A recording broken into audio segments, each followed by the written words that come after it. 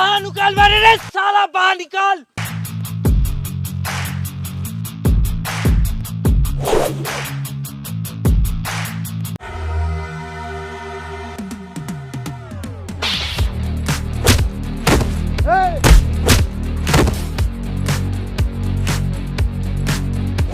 मार साला के।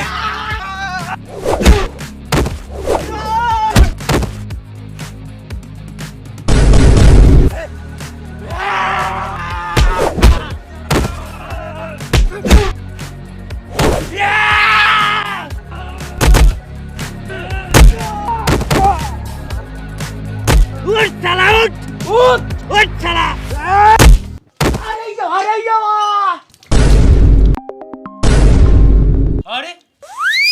अरे बाप रे बाप, का बिलवा होगी ना मंचा।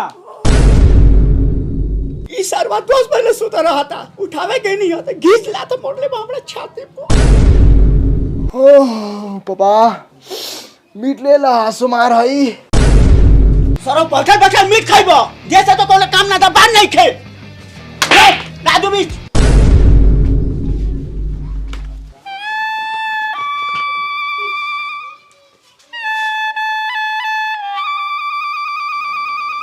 कारे मनिया, बापुआ के लात से मारता रही, बाप नु हऊ। ए ओकरा के थोड़ी मरनी है यार, सपना देखत रहनी है मस्त। साला गुंडा सके हगा हगा मारत रहनी है, मुता मुता मारत रहनी है, पदा पदा मारत रहनी है। जैसे बापुआ के मरले वैसे अगर हक देती हो तो ए ना हकती हो, हम पापा हमार टाइट हगल हो। साला तनका देर और पापा ना उठती हो नु तो मेन गुंडा के तो हम छेरा धरा देती, छेरा। सपने में हीरो बनबे कि रियल में भी बनबे? बाकबूर रियल में बने के बाद तेरी सारा भोजपुरी स्टार के रिकॉर्ड हम ये तुरम। मनी मेरा नाम बा हमार, समझ ले। हाँ मालूम बा, मनी मेरा नाम तोहर। तू हीरो सके नु बाण उखड़ी है साले रे साला। हाजीपुर में नु भोजपुरी फिल्म के शूटिंग होकत है। चलो तहाँ तू अपन जालवा देखो, ये कहीं तोरा के रख लेबे। ये बंटी हम हीरो लेकिन लागे लेकिन ना रे। रे साला चल पहले, अभी तो तू हमारा लेखा लागत रे, कहीं बाद में हीरो लेखा लगबे। चल रेडी हो। साले तू तो अपने छक्का लेकिन लगा लिस। साला मेकअप कर लेम नु तो लड़की सा हीरोइन सा साला जौर खाली छत पे से कूद जाई। मौगा 8 साले बाप दादा के दाढ़ी ना बोका से यारी। अरे भाई तू इतना परेशान क्यों है? अरे भाई तेरा पैसा का तंगी चढ़ रहा है, इसीलिए सोच रहा हूँ मैं क्या करूँ। अरे भाई तो तू ओलम ट्रेड ट्राई क्यों नहीं करता? एक इंटरनेशनल ब्रोकर है जो 2014 से ऑपरेट कर रहा है, वो भी 194 कंट्री में, जिसमें इंडिया भी है। लेकिन मुझे ज़्यादा कुछ नहीं आता इन सबको लेकर। अरे बिगनर्स यूज कर सकते हैं इनका इन-डेप्थ ट्यूटोरियल और 24/7 support service. Olam trade trading process समझाने में पूरा हेल्प करता है और पहले दिन से प्रॉफिट अर्न करने में भी। यार मुझे लगता है कि मैं भी ट्राई कर सकता हूँ। रजिस्टर करना डिस्क्रिप्शन में दिए हुए लिंक पे या कमेंट पिन में। मिलेगा 100 के डेमो अकाउंट में 10 के जगह पे। अप्लाई करना मेरा प्रोमो कोड मनी 30% बोनस के लिए, और तुम्हें मिलेगा यूनिक गिफ्ट लूट बॉक्स। फर्स्ट डिपॉजिट करते हैं। शॉट रेडी करो। Role camera action. हमर झाट एक्शन, यहाँ हीरो डायरेक्टर के पता ही नहीं के एक्शन करत रहा। अरे मुन्ना जी थोड़ा रिहर्सल होता। ना रिहर्सल फ्रिहर्सल मत करो, कैमरा के बैटरी डाउन हो जाई हूँ, डायरेक्टर साला हमरा गांड फाड़ दी मार के। ए कैमरा बंद कर। आ गया साला दुगला के बच्चा सब।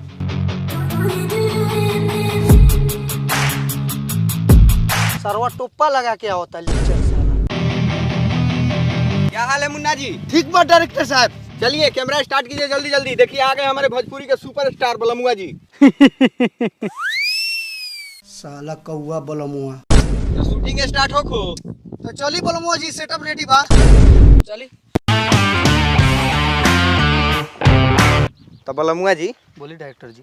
रउआ डायलॉग की बा कि भैया जी हम रउआ गोली बंदूक से ना डराइले, हम रउआ बहन से सच्चा प्यार करिले। ठीक बा। बोल ले हम। हाँ हाँ एक टेक में बोलेगा ही लड़का। चलिए आप हम कैमरा स्टार्ट कराओ तनी। करिए करिए। कैमरा रेडी है? ओके सर। चलिए रोल कैमरा एक्शन। सुन ली भैया जी, हमरा और गोली या बंदूक से ना डराइले, हमरा और कट कट कट। कोई बात नहीं बलमुआ जी, होता है। चलिए second take. Roll camera action. सुन ली भरुआ जी। अरे ओ बलमुआ जी, भड़ुआ जी ना, भैया जी, भैया जी बोली। चलो रोल कैमरा एक्शन। सुन ली भैया जी, रउआ का गोली मार देम। साला अकलोल बकलोल गाना गा के हीरो बने आ जाले। कहा बलमुआ जी, कहा महाराज। का डायरेक्टर साहब एक टेक। कहाँ कुछ लौकत हो रे? ए नहीं करेंगे शूटिंग होगा थे। चल लोग तो आगे बढ़। तुम्हार बाप साला शूटिंग करते चौवर में। अरे साला भैंसी चरत ही देखावे ले है का रे? ए हौका होता सेटअप लागल है। चल भैंसी चरत है। सुन ली भैया जी, हमरा और गोली बंदूक से हाय देखी डायरेक्टर साहब के दुन झाकता। का रे यहाँ छौड़ा छौड़ी के खेल होते, निकल साला यहाँ से। रे है ई साला टोपिया वाला कौन हो रे?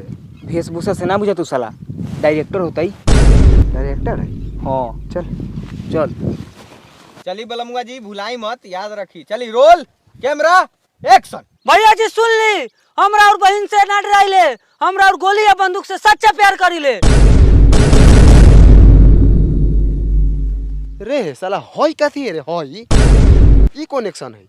कोनो बात पर नू ऐसे चौकल जलई। ओ एक बार चौक तो। वाह बेटा पप्पू चाके। प्रणाम भैया। रे साला चश्मीला कौन जात बारे? प्रणाम कला से जवाब नहीं के देत।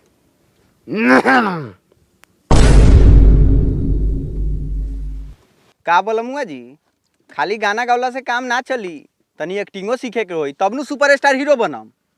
डायरेक्टर जी एगो हमरो मौका दिया ना, ई पूरा डायलॉग याद बा। गाना गाने आता है रे तुमको? माधर। बलमुआ जी ठीक से डायलॉग याद करल जाओ, डायरेक्टर अब खिसियाता। ना एमकी बोल देम। साला बड़ी लोलार हो रे। साला हमरा के गड़ियाले रहत नु त खड़े खड़े मुंह में मुद देती। सुई सुई साला सवेरा ही से भूखे पियासे कुत्ता लेखन भूकतानी, अभी ले एगो टेक ना भेल। Role camera action. सुन ली भैया जी, हमरा और गोली बंदूक से ना डराइले, हमरा और बहन से सच्चा प्यार करीले। खीसा होई है। ए महाराज तनी एकरा के भाव में बोलू ना, जाओ पहले याद करके आओ। ओ भैया का हो बोल एने सुना ना। ना, अभी जो अभी शूट होई थी, बाद में ये एने सुना ना भैया, बहुत जरूरी काम बा। बोल ना तो। एने आवा ना, बहुत मजबूर बानी हमनी के। एने आवा ना, तनका से आवा ना। बोल पैसा उसा लगता हो? ना भैया पैसा वैसा ना लागी, हम बहुत दूर से आयल बानी। हमारे यहाँ से घर 15-20 किलोमीटर बा, लालगंज। तो हम का करियो? हमरो हीरो बने के बा भोजपुरी फिल्म के। हीरो बनबे आ कोना गुण पर? हम अपना गुण पर, हमरा में 77 गो गुण बा। नाचे आवले, रोए आवले, मारे आवले। हम तो कोनो कोनो सरवा के गरियायो दिले, नाने में तारी के तार दिले बहन चोत। चल चल भाग यहाँ से, भाग भाग यहाँ से। बलमुआ जी वाह। दाल भात के कौर बुझत रह, हीरो बने अइयन। मुन्ना जी जी सर। उधर गार्ली वाले हैं का रे? सुनिए ना मुन्ना जी, सुनिए ना, बुलाइए ना उसको, डायरेक्टर साहब से बात करा दिया जाएगा। सिकरी उकरी पहना है सरवा, आज रात के दारू का जुगाड़ भी हो जाएगा। ए हीरो एने आओ। आओ आओ आओ आओ। ए बंटी बुलाओ तो जाई क्या? चल लेकिन रखता हूँ ना। तोरा फिल्म में काम करे के हो? हाँ हाँ करे के बा, करे के बा। पैसा उसा लियाल बारे? हाँ लियल बनी, लियल बनी। कितना? हाँ 40 रुपये भाड़ा लागेला, 100 रुपये ले नहीं है तो 60 रुपये चल बा। 60 रुपया 70 रुपया? रे बूढ़ी, फिल्म में काम करे ला 20-25 हजार लगता हो। ना भैया नहीं खे। ना हो, चल जो निकल। सुनो ना भैया, सुनो ना भैया, हमारे पास सोनाटा के घड़ी बा, लेना ला, अच्छा लगता है, पहन ला। ऐसी करियो बचानी के, लेकिन हमरा के डायरेक्टर साहब से बात करावा। चलो ना। हाई पहले ब्रासलेट लाओ। ले लो। चल डायरेक्टर साहब से बात कराओ तू। चलो। कैमरावा छोड़ के उधर गार्ली वाले चल जाते हैं क्या आप? सर दुगो लड़का है, बहुत बढ़िया एक्टिंग करता है, बहुत मजबूर है, थोड़ा चांस दे दीजिए। नाम कथी है तुम्हारा? बताओ बता। मनी महाराज नाम है सर। इतनी भीतर कर। यहाँ कोनो आर्मी के बहाली में आए हैं, एक्टिंग आता है? हाँ आता है। और बलमुआ जी जो डायलॉग बोल रहे हैं वो बोल लेगा? हाँ बोल ले हम, वो एक टेक में। एक टेक में? हाँ तनी बोलता। हर तो बंटी। हमरा और गोली या बलमुआ जी तनका साइड होकर जाओ, का है? डायरेक्टर साहब से पूछ लिया। का डॉक्टर साहब? जी बलमुआ जी रहुआ एने आ जाइल जाओ, ओकरा के तनी बोले दूं। एने आओ। मनी जी, 1 टेक 1 चांस। तो रोल कैमरा एक्शन। सुन ली भैया जी, हम राउर गोली बंदूक से ना डराइले, हम राउर बहन से सच्चा प्यार करीले, और राउर गोली बंदूक के डर से हम अपन सच्चा प्यार के नहीं भुला सकत।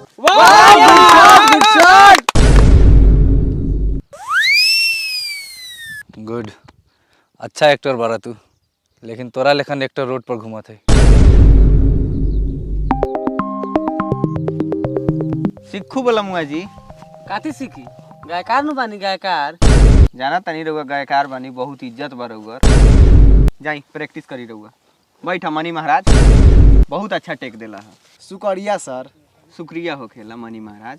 ई लवंडा लेखन लइका कौन बा तोरा साथे? डायरेक्टर साहब, ये हमार बेटा बा। बेटा? चाचा के हमरा। अच्छा, उ कौनो हो, ई सब बात छोड़ा। इतना बढ़िया एक्टिंग करत रहा, पूरा गार फाड़े वाला, त गाना गावे त आवते होई। गाना? हाँ, हमारा गाना उना नावे लगावे ना आवे लगावे ना। सर प्रोड्यूसर साहब आओ तरन। के ने?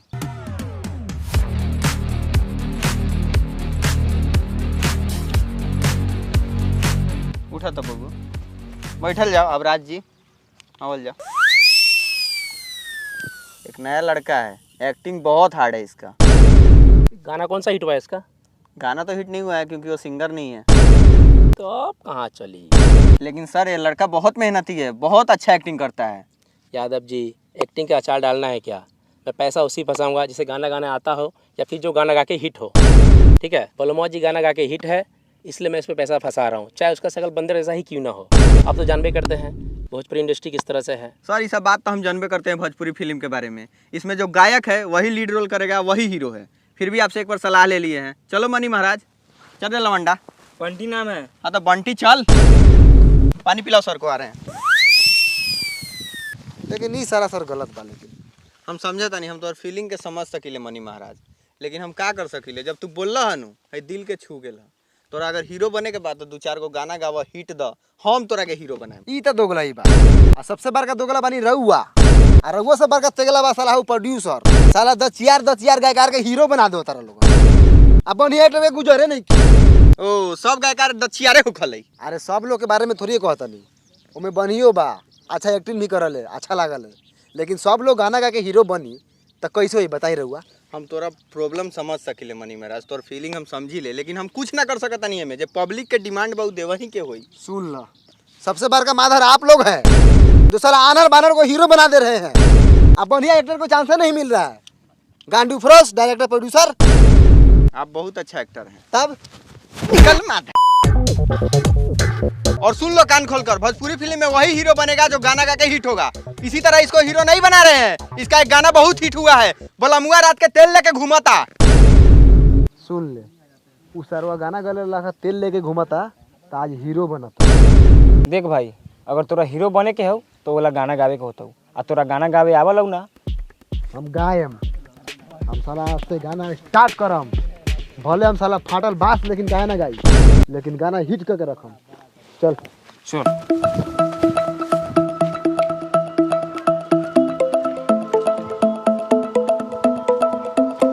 आई देखो भाई, ये बा भैंसी खेलकड़ी बेतिया का माल सेतिया में। कितना दूध करा लवा? केतनो करो से का मतलब है? जब साला फ्री में ढकाई दिल बानी तो दूध के लाने पूछता लेवे के बा।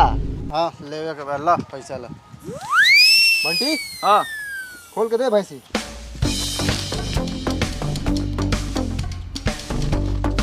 आइला। चल जा खुशी खुशी। भैंसी महारानी की जय। साला ये पैसा एक दिन भैंसी से सीधा BMW पे चढ़ाई। चलो देख हवे स्टूडियो है भुअर भटियारा के, एकदम मस्त स्टूडियो है। इनमें कई गोरा गाना गा के हिट हो गए। आ तू सुन ना, तू खाली गाना गाओ, खाली गाना गाओ, एक्टिंग पर तू ध्यान मत दे। ना दे हम एकरा बहन के। अगर तू गाना गा के हिट हो जाइबे न, पूरा छा जाइबे यूपी बिहार झारखंड में, तो तोरा के कौनो एक्टिंग सिखा देबे। तेल मलतू तेल सरवा सौ। तू तेल के बात करत रे, हम तो सरसों से मालिश करवा मालिश। हाँ, ठीक बा चल। ओ भुअर भटियारा। हाँ के बा? अरे गायकार है। जय लक्ष्मी माता गहकी आयल। हाँ बोलो। बोलो कथी गायकार है, गाना गाना है, हमको हीरो बनना है। हाँ ठीक है, चलो आओ।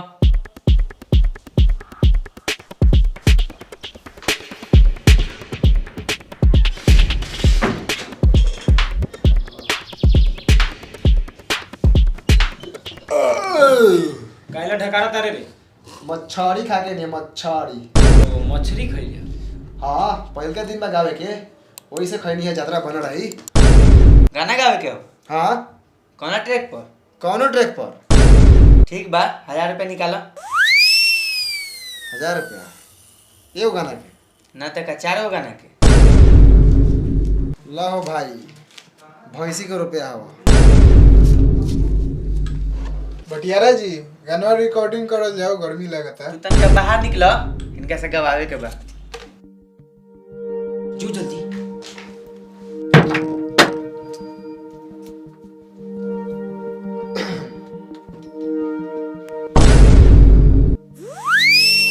कोनो गाना याद बानू? तू अपना मन से वो गाना गावा, आवाज चेक करे के बा। चला गाओ। अरे काहे खातिर रतिया में रहुआ खेतिया खड़ालू गहुआ के। अब भौजी खेला करे के रहे तोहरा तराई तू हमारा दलानी में। स्टॉप, रुको। का भेल भुवर भटियारा जी, आवाज ठीक बानू? एमे आवाज के पता चलता, तनी सोलो गावा सोलो। इतना चिल्लात काहे बड़ा? ए मनी तनी सुनो गा सुनो। अच्छा ठीक बा ठीक बा। काहे खातिर रतिया में रउआ खेतिया लसरालू गेहूं के। अब भौजी खेला करे के रहे तोहरा तो आई तू दलानी। Stop stop stop. ई का गावत रे? गाना सोलो नु गावे के बात, सोलो गाओ तनी। रे तेरी एक बार चिल्लाते रे सुअर जैसन, आ एक बार चिल्लाते रे मूस जैसन। सियार लेखन गाव तनी मीडियम। हाँ हमार लाड़े चिल्लाई सियार लेके। ठीक है। हाँ गावा। काहे खाते रउआ रतिया में खेतवा लसरालू गहूं के। ए रुकिए, निकलिए, आइए इधर। अब का भेले सरवा भुवरा के? का नाम बतो? बंटी। लंटी? ए बंटी नाम बता। अच्छा बंटी बाबू उठिए। मानी बाबू आके बैठिए। जी भुवर भटियारा जी, गलती भेला का? ना कहाँ कोनो गलती भेल, लेकिन एगो बात कही। हाँ कहीं कहीं विश्वकर्मा कसम कहतनी, सरस्वती के लिए कहतनी, अपना बाप कसम कहतनी, अगर हम झूठ बोलत हो कम तो हम मातारी बाबू के छोड़ के नैहर रहे लगी। आ जिंदगी में कभी तोरा से गाना ना गावल जाई। काहे काहे? ए लेखन गाना गावल जाले, झाट लेखन तो आवाज बाटे। आई धरा अपन 1000 रुपया, हमरा स्टूडियो के नाम लेके खराब करे के। आ होइला हमर तरफ से 500। कृपया करके हमरा स्टूडियो में दोबारा मत आइयो। जय राम जी के। जय राम जी की। जय राम जी की भैंसी बेच लेनी है बंटी। जय राम जी की बहन बापा गांड पर तू चल।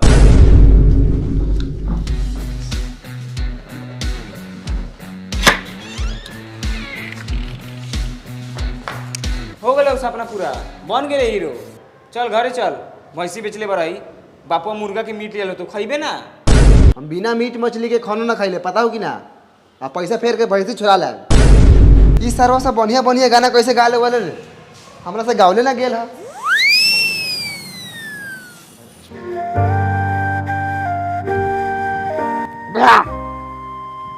साला एक बात तक क्लियर हो गई, जौन साला गाना गा के हिट होई उहे हीरो बनी। एगो हम सरवा बानी, सारा आवाज में बजर पड़ल बा। और बस किस्मत भी खराब बा रे भगवान। रे साला कितना पियता रे मरनू जेबे। अब हीरो बनती बंद, लफा बनती चालू।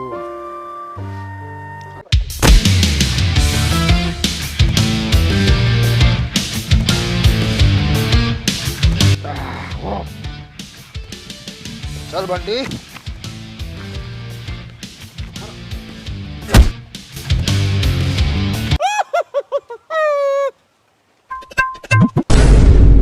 का रे इतना जोर से मरलो के माथा ना फटलौ? हमार माथा बजर नु बा बजर।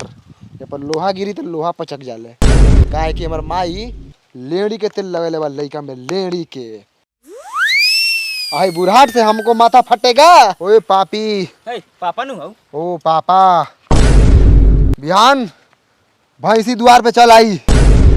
घास काटेगा, लेदी खिलाएगा, हीरो नहीं बनेगा बहनचोद। पापा अरे बस ये तारी पिया हमरा ला एगो रपचिक लड़की खोजा। जनसंख्या बढ़ावे के बाद जनसंख्या। Please tell me that I can't, that I won't, that I fail, that I'll never make it out, yeah. Please tell me all the bad, never good, fill my head full of every single doubt, yeah.